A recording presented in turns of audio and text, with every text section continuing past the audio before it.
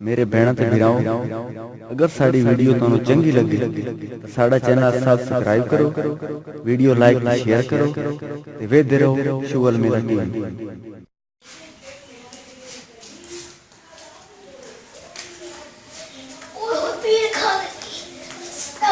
अस्सलाम वालेकुम। वालेकुम सलाम।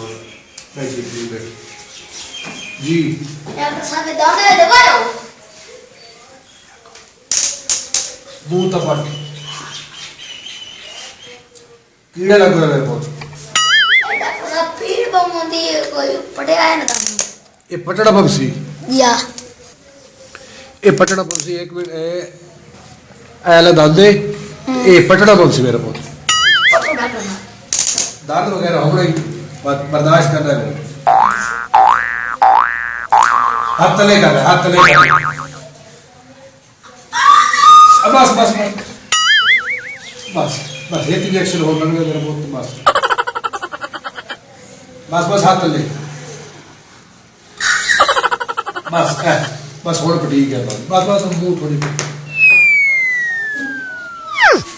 बस ठीक है बस बस बस ठीक है ए दंद निकले तेरे साल कीड़ा लग गया अजेबे पाल ए त्रै कतरे रोजाना दे इस नाल पटे नु उठवाई के ला दे इंशाल्लाह ठीक हो गई।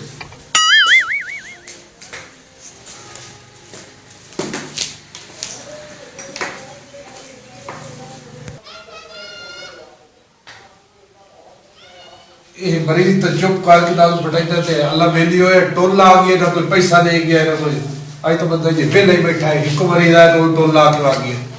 चलो अल्लाह रोजी ने और मरीज भी जैसी अल्लाह साहिब। अस्सलाम वालेकुम डॉक्टर साहब।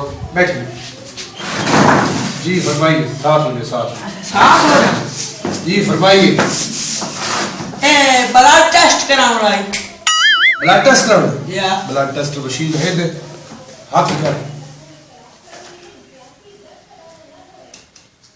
ओए ओए तो बड़ी खतरे वाली गल है कैंसर लगदी पई होई ब्लड टेस्ट ब्लड टेस्ट कराउणा कैंसर तो लगदी पई है ब्लड तेरा चेक करना ठीक है अगर कटली बंदी तेरी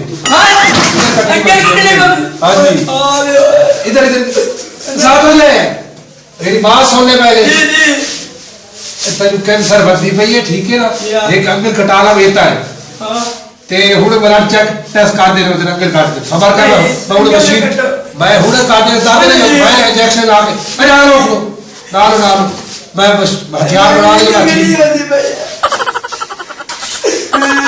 अस्सलाम वालेकुम डॉक्टर साहब। वालेकुम सलाम। क्या हाल है जी? भाई बैठिए क्या बने भाई आप?